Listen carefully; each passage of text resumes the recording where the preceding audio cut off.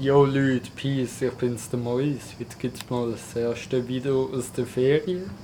Ich habe mir gedacht, nach 6, fast 7 Jahren YouTube gönne ich mir auch mal Ferien hier in Italien. Ja, ich bin hier am Gardasee. Meine Familie ist auch hier. Wir sind hier neben Monica del Garda auf einem Campingplatz, was auch Miethäuschen hat.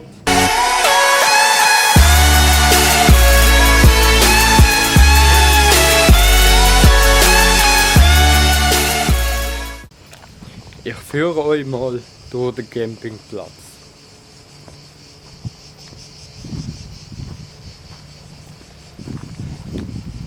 Dort kommt man rein. Dann hat es noch viele Parkplätze.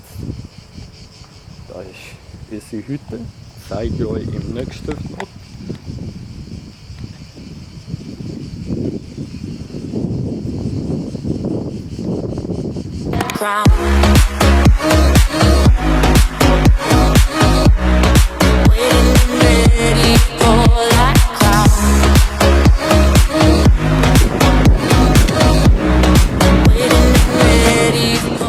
Hallo, sind ihr am Träumen gewesen, oder was?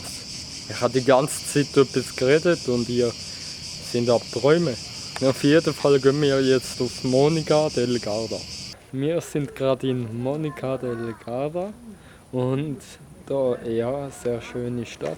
Ja, ich zeige euch jetzt ein paar Einblicke von dem Städtli.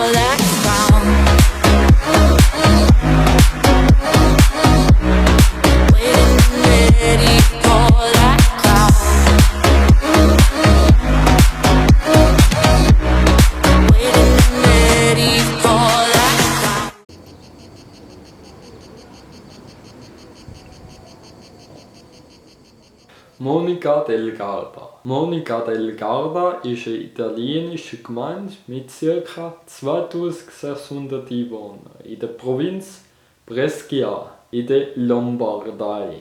Monica del Garda liegt am Südwestufer vom Gardasee.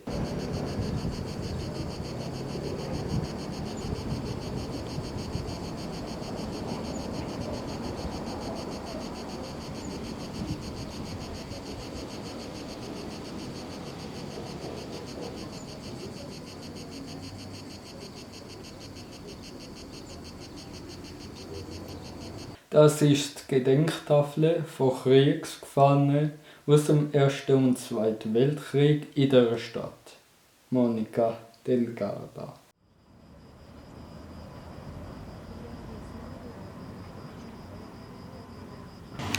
Das wäre schon mit dem ersten Italien-Vlog von mir.